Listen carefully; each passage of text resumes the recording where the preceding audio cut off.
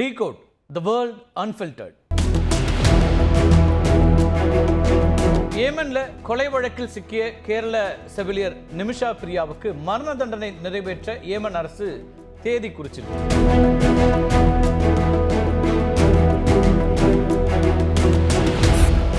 ஏமன்ல கொலை வழக்கில் சிக்கிய கேரள செவிலியர் நிமிஷா பிரியாவுக்கு மரண தண்டனை நிறைவேற்ற ஏமன் அரசு தேதி குறிச்சிருக்கு.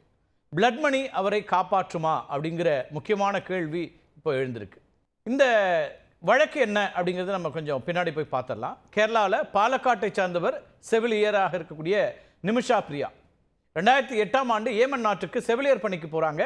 அங்கிருந்த சில மருத்துவமனைகளில் பணிபுரிந்த அவர் 2011ஆம் ஆண்டு கேரளாவுக்கு திரும்பி வந்த பிறகு டோமி தாமஸ் அப்படிங்கிறவரை திருமணம் செய்கிறாங்க. திருமணத்துக்கு பிறகு மீண்டும் ஏமன் போகிறாங்க. இந்த தம்பதிக்கு மகள் ஒருவரும் இருக்கிறார். செவிலியர் பணியில் குறைந்த ஊதியம் தான் கிடைச்சி வந்ததுனால நிமிஷாவுடைய குடும்பத்திற்கான அந்த பொருளாதார கடுமையான ஒரு சூழல் அப்படிங்கிறது ஏற்படுது. அதனால் 2014ஆம் ஆண்டு தனது மகளோட கேரளாவுக்கு திரும்புகிறார் டோமி தாமஸ். இப்போ நிமிஷா அங்கேயே ஏமன்லேயே பணிபுரிகிறாங்க. தன்னுடைய பொருளாதார நிலையை மேம்படுத்த வேண்டும் அப்படிங்கிறதுனால அங்கே சொந்தமாக ஒரு சிறிய மருத்துவமனையை தொடங்க விரும்புகிறார் நிமிஷா. ஏமன் நாட்டு சட்டப்படி மருத்துவமனை தொடங்க உள்ளூரை சேர்ந்த ஒருவர் பங்குதாரராக இருக்கணும். இதனைத் தொடர்ந்து ஏமனை சேர்ந்த தலோல் அப்தோ மஹ்தி அப்படிங்கிற ஒருத்தரை தன்னுடைய பார்ட்னராக சேர்த்துக்கிறாங்க நிமிஷா. இருவரும் இணைந்து 2015ஆம் ஆண்டில் ஏமன் தலைநகர் சனால ஒரு மருத்துவமனையை தொடங்குறாங்க. மருத்துவமனையை தொடங்கிய பிறகு தனது கணவரையும் மகளையும் ஏமனுக்கு அழைத்து வருவதற்கான முயற்சிகளை மேற்கொள்கிறார் நிமிஷா. அப்போதுதான் ஏமனில் ஹூதி கிளர்ச்சியாளர்களுக்கும் அரசு படைகளுக்கும் போர் மூழ்கிறது. இதனால் நிமிஷாவுடைய குடும்பத்தினர் மீண்டும் ஏமன் செல்ல முடியாமல் ஒரு சூழலை ஏற்படுது. உள்நாட்டு போர் தீவிரமடைகிறதுனால அங்கே இருக்கக்கூடிய இந்தியர்களை ஆபரேஷன் ரஹாத் அப்படிங்கிற பேரில் மத்திய அரசாங்கம் மீட்டு கொண்டு வருகிறது. இந்திய கடற்படையின் கப்பல்களான INS Sumitra, INS Mumbai, INS Tarkash, விமானப்படையினுடைய C-17 Globe master விமானங்கள், அது மட்டும் இல்லாமல் ஏர் இந்தியா விமானங்கள் மூலமாலாம் இந்த ஆபரேஷன் ரஹாத்தில் ஈடுபடுத்தப்பட்டு பலரும் மீட்கப்படுறாங்க. ஏமன்ல இருந்து 4640 இந்தியர்கள் பத்திரமாக நாடு திரும்பினாங்க அந்த சமயத்தில். ஆனால் உள்நாட்டு போரின் தீவிரத்தையும் மீறி அந்த நாட்டிலேயே தங்க முடிவு செய்த வெகு சிலர்ல நிமிஷாவும் ஒருவர். காரணம், கடன் வாங்கி அவர் தொடங்கிய மருத்துவமனை சிறப்பாக செயல்பட தொடங்கியதும் நிமிஷாவுக்கும் உள்ளூர் பங்குதாரர் மஹதிக்கும் இடையில முரண்பாடுகள் தொடங்குது. மருத்துவமனையினுடைய மொத்த வருமானத்தையும் மஹதி எடுத்துக்கொண்டதாகவும் உடல் ரீதியாகவும் மன ரீதியாகவும் நிமிஷாவுக்கு பல கொடுமைகளை செய்ததாகவும் மஹதி மீது குற்றச்சாட்டு வைக்கப்படுது. நிமிஷா தன்னை திருமணம் செய்து கொண்டது போன்ற புகைப்படங்களை உருவாக்கி போலி ஆவணங்களையும் இந்த மஹதி தயார் செய்திருக்கிறார். நிமிஷா நாட்டை விட்டு வெளியேறாமல் தடுக்க அவருடைய பாஸ்போர்ட்டையும் மஹதி பிடுங்கி வச்சுட்டதாகவும் கூறப்படுது. மஹதியினுடைய கொடுமைகள் குறித்து நிமிஷா ஏமன் காவல்துறையிடம் புகார் அளித்த போது அவர் மீது எந்த நடவடிக்கையும் எடுக்காம நிமிஷாவை 6 நாட்கள் சிறையில் அடைத்து வைத்ததாகவும் கூறப்படுகிறது. இதெல்லாம் நடந்து கொண்டிருக்கும் போது சிறையிலிருந்து வெளியே வந்த நிமிஷா தன்னுடைய பாஸ்போர்ட்டை மஹதியிடமிருந்து மீட்க அவருக்கு மயக்க மருந்து செலுத்தியிருக்கிறார். தவறுதலாக மயக்க மருந்தினுடைய அளவு கூடியதுனால மஹதி உயிரிழந்து விடுறாரு. ஹனான்கிற ஏமன் நாட்டு பெண்ணுடன் சேர்ந்து மஹதியினுடைய உடலை துண்டு துண்டாக வெட்டிய நிமிஷா உடல் பாகங்களை தண்ணீர் தொட்டியில் வீசியதாக குற்றச்சாட்டு முன்வைக்கப்படுது. அதுக்கு பிறகு ஏமன்லேருந்து தப்பிக்க முயன்ற நிமிஷா காவல்துறையினால் கைது செய்யப்பட்டு சனால இருக்கக்கூடிய சிறையில் அடைக்கப்படுறார். நிமிஷாவுடைய வழக்கை ஊடக வெளிச்சத்துக்கு கொண்டு வந்தவர் தமிழ்நாட்டை சார்ந்த சாமுவேல் ஜெரோம் அப்படிங்கிறவர் தான். ஏமனில் தற்போது நிலவும் உள்நாட்டு குழப்பமும் நிமிஷாவின் வழக்கை மேலும் சிக்கலாக்கி இருக்கு அப்படின்னு பார்க்கணும். 2014ஆம் ஆண்டு நடைபெற்ற உள்நாட்டு போரின் போது ஷியா பிரிவை சேர்ந்த ஹூதி கிளர்ச்சியாளர்கள் ஏமனுடைய தலைநகரான சனா உட்பட நாட்டின் வடக்கு மற்றும் மேற்கு பகுதிகளை கைப்பற்றுறாங்க. சுப்ரீம் பொலிட்டிக்கல் கவுன்சில் அப்படின்னு ஒன்று அமைச்சு சனா உள்ளிட்ட கைப்பற்றப்பட்ட பகுதிகளை ஆட்சி செய்து வர்றாங்க. இந்த கவுன்சிலுடைய தலைவராக மஹதி அல் மஷாத் அப்படிங்கிறவர் இப்போ இருக்கிறாரு. ஏமனுடைய சர்வதேச அளவில் அங்கீகரிக்கப்பட்ட அரசு ஏடன் நகரில் இருந்து செயல்படுது. இந்த அரசாங்கம் பிரசிடென்ஷியல் லீடர்ஷிப் கவுன்சிலால் வழிநடத்தப்படுகிறது. இதனுடைய தற்போதைய தலைவராக இருக்கக்கூடியவர் ரஷாத் அல் அலிமி அப்படிங்கிறவர். இவரது அரசை தான் ஐக்கிய நாடுகள் சபையும் இந்தியா உள்ளிட்ட சர்வதேச நாடுகளும் அங்கீகரிச்சிருக்காங்க. இப்போ நிமிஷா அடைக்கப்பட்டிருக்கக்கூடிய சிறை சனால இருக்குது. அதாவது ஹூதி கிளர்ச்சியாளர்கள் ஆளுகைக்கு உட்பட்ட ஒரு சிறையாக இது இருக்குது. இதுதான் சிக்கல். இப்போ இந்தியா ஹூதி அரசை அங்கீகரிக்கவில்லை அப்படிங்கிறதுனால நிமிஷாவை மீட்க ராஜாங்க ரீதியான பேச்சுவார்த்தைகளையோ தூதரக நடவடிக்கைகளையோ எடுக்க முடியாதுங்கிற ஒரு நிலைமை இருக்குது. நிமிஷாவுடைய விவகாரத்தை சவுதியில் இருக்கக்கூடிய இந்திய தூதரகமே கவனிச்சிட்டு இருக்கு. இதனால ராஜாங்க ரீதியில் நிமிஷாவை மரண தண்டனையிலிருந்து மீட்பதற்கான வாய்ப்புகள் மிகவும் குறைவு அப்படின்னு அங்கிருந்து வரக்கூடிய செய்திகளை பார்க்குறோம்.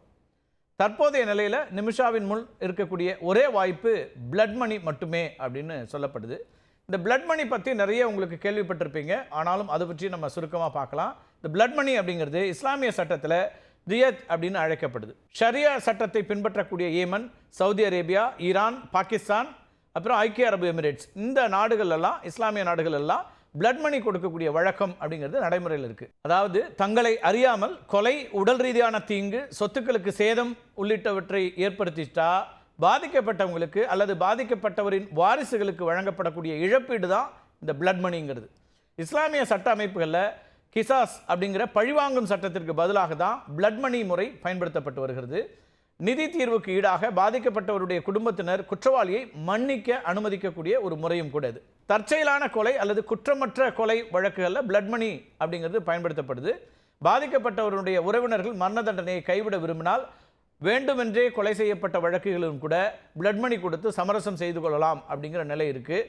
பாதிக்கப்பட்டவருடைய குடும்பத்தினர் பிளட் மணியை ஏற்றுக்கிட்டாங்கன்னா மன்னிப்பு வழங்கப்பட்டு விட்டது அப்படிங்கிறத குறிப்பிடக்கூடியதாக இருக்குது. இந்த பிளட் மணியை ஏற்றுக்கொண்டால் குறிப்பிட்ட நாட்டின் சட்டங்களை பொறுத்து மரண தண்டனை சிறை தண்டனையாகவோ அல்லது முழு விடுதலையாகவோ குறைக்க வழிவகுக்கும். இதுதான் பிளட் மணியினுடைய நடைமுறையில் இருக்கக்கூடிய அம்சங்கள். இந்தியாவில் பிளட் மணி அப்படிங்கிற ஒரு முறை இல்லை அப்படிங்கிறது தெரியும். ஆனால் இங்கே ப்ளீ பார்கெனிங் அப்படிங்கிற ஒரு முறை மிக அரிதாக பயன்படுத்தப்பட்டு வருகிறது.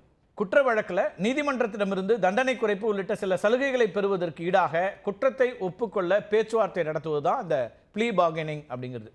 இந்த அடிப்படையில் ஒரு குற்றவியல் வழக்கை முழுமையாக விசாரிக்காமல் சமரச தீர்வை எட்ட ஒரு ஒப்பந்தம் மேற்கொள்ளப்படும். இந்தியாவில் இந்த ப்ளீ பார்கெனிங் அப்படிங்கிறது 2006ஆம் ஆண்டில் கொண்டு வரப்படுது. 7 ஆண்டுகளுக்கு குறைவான தண்டனை பெறக்கூடிய வழக்குகளில் ப்ளீ பார்கெனிங் அப்படிங்கிறத செய்ய முடியும். 14 வயதுக்குட்பட்ட குழந்தைகள் மற்றும் பெண்களுக்கு எதிரான வழக்குகளில் ப்ளீ பார்கெனிங்கிறது செய்யவே முடியாது. 2 தரப்பும் ப்ளீ பார்கெனிங் செய்ய ஒப்புக்கொண்டால் அதனை சம்பந்தப்பட்ட நீதிமன்றம் அறிவிக்கும். பாதிக்கப்பட்டவர்கள் இழப்பீடு பெறுவதை உறுதி செய்யும். இது இந்தியாவில் இருக்கக்கூடிய நடைமுறை. நிமிஷா வழக்கை பொறுத்த வரைக்கும் பல ஆண்டுகளாக ஏமன் நாட்டில் பணிபுரியக்கூடிய ஜெரோம் மஹதி குடும்பத்தினரிடம் மன்னிப்பை நிஷாவுக்கு பெற்றுத்தருவதற்கான முயற்சிகளை தொடர்ச்சியாக செய்து கொண்டே இருக்கிறார். அதில் முக்கிய பங்காற்றி வருகிறார். நிமிஷாவை மீட்க தொடங்கப்பட்ட save Nimisha Priya international action council அப்படிங்கிற இந்த குழுவும் தொடர்ச்சியாக செயல்பட்டு இருக்கு.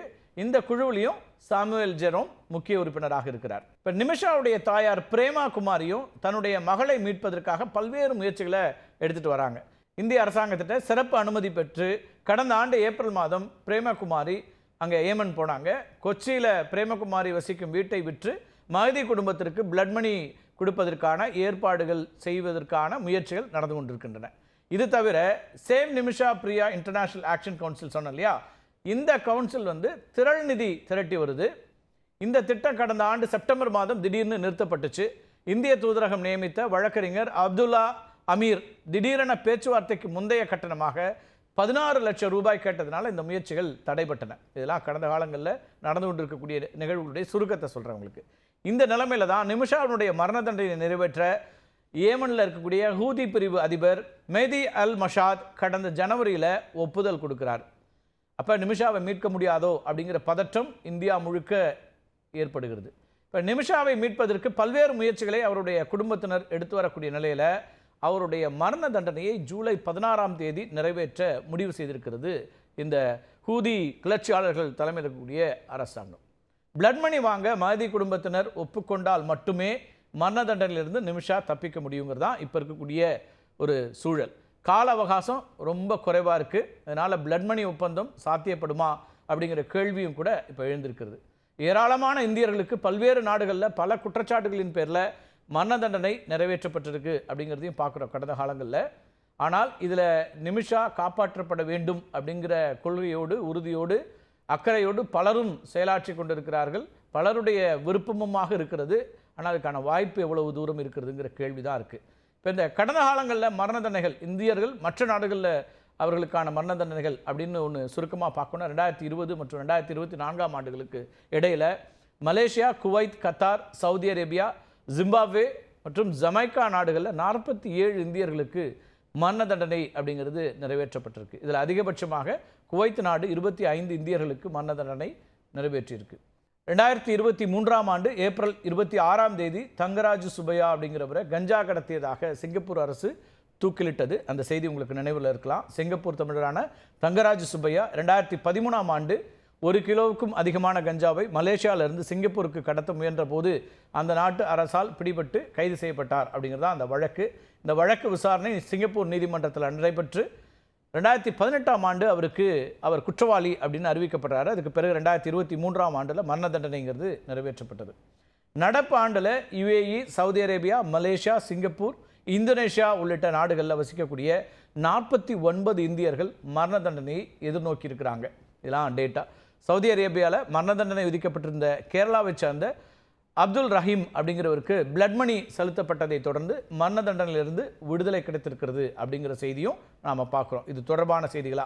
சவுதி அரேபியாவில் ஓட்டுநராக பணியாற்றி வந்த அப்துல் ரஹீம் தன்னுடைய முதலாளியினுடைய மாற்றுத்திறனாளி மகனை கவனித்துக் கொள்ளக்கூடிய வேலையை செய்து வந்தார். அல்ஃபயாஸ் என்ற அந்த குழந்தை, மாற்றுத்திறனாளி குழந்தை, சுவாசத்திற்காகவும் உணவு உட்கொள்ளவும் மருத்துவர்களால் பொருத்தப்பட்ட குழாயை சார்ந்து வாழ்ந்த ஒரு நிலை இருந்துச்சு. 2006 டிசம்பரில் அப்துல் ரஹீம் குழந்தையை அழைத்து செல்லும் போது குழாய் தற்செயலாக கழண்டுடுச்சு. இதனால் குழந்தை இறந்து விட்டது. ரியாத் நீதிமன்றம் என்ன பண்ணதுன்னா ரஹீமை கொலை குற்றவாளின்னு அறிவித்து அவருக்கு மரண தண்டனை விதிக்கிறாங்க. அப்துல் ரஹீமினுடைய விடுதலைக்காக கேரள மக்கள் 34 கோடி ரூபாய் திரள் நிதி திரட்டினாங்க. இந்த தொகை அல்ஃபயாஸ் குடும்பத்தினருக்கு பிளட் மணியாக கொடுக்கப்பட்டுச்சு. இந்த பிளட் மணி ஏற்றுக்கொள்ளப்பட்டதை தொடர்ந்து அவரது மரண தண்டனையும் நிறுத்தி வைக்கப்பட்டுச்சு. ஆனாலும் ரியாத் கிரிமினல் நீதிமன்றம் என்ன பண்ணுச்சுன்னா அப்துல் ரஹீமுக்கு 20 ஆண்டுகள் கடுங்காவல் சிறை தண்டனையை விதிச்சுது. ரியாத் கிரிமினல் நீதிமன்றத்தின் தீர்ப்பை சவுதி உச்சநீதிமன்றமும் அங்கீகரிக்கணும். 2006ஆம் ஆண்டு கைது செய்யப்பட்ட அப்துல் ரஹீம் ஏற்கனவே 19 ஆண்டுகளை சிறையில் கழித்து விட்டார். அடுத்த ஆண்டு டிசம்பர் மாதத்தில் அப்துல் ரஹீமினுடைய 20 வருட சிறை தண்டனை அப்படிங்கிறது நிறைவடைகிறது. அப்துல் ரஹீமினுடைய குடும்பத்தினர் அவருடைய விடுதலைக்காக காத்திருக்கிறாங்க. இன்னொரு பக்கம் நிமிஷாவுடைய குடும்பத்தினரும் ஏதாவது ஒரு வகையில் அவர் காப்பாற்றப்பட மாட்டாரா அப்படிங்கிற கவலையோடும் ஏக்கத்தோடும் காத்திருக்கிறார்கள். ஆனால் இதற்கிடையில் தான் ஏமன் அரசாங்கம், இப்போ இந்த ஹூதி கிளர்ச்சியாளர்கள் தலைமையில் இருக்கக்கூடிய இந்த அரசாங்கம் நிமிஷா பிரியாவினுடைய மரண தண்டனைக்கான நேரமாக நாளாக இந்த ஜூலை 16ஆம் தேதியை குறித்திருக்கிறார்கள். எனவே அதற்கு முன்னதாக அவரை காப்பாற்றுவதற்கான வாய்ப்புகள் இருக்கிறதா என்றால் அதற்கான வாய்ப்புகள் குறைவு என்கிற இடத்திலிருந்து தான் அத்தனை பேரும் கவலையோடு இந்த நிகழ்வை பார்த்து கொண்டிருக்கிறார்கள். இந்த பிளட் மணி அப்படிங்கிறத பற்றி பல திரைப்படங்கள்லாம் கூட வந்திருக்கும். ஆனால் நிகழ்காலத்தில் சமகாலத்தில் நடக்கக்கூடிய ஒரு சம்பவம், ஒருவருடைய உயிர் அது காப்பாற்றப்படுமா அப்படிங்கிற கேள்வி தான் இப்போ இந்தியா முழுக்க எழுந்திருக்கிறது. மீண்டும் ஒரு காணொலியில் சந்திக்கலாம் நண்பர்களே. நன்றி, வணக்கம்.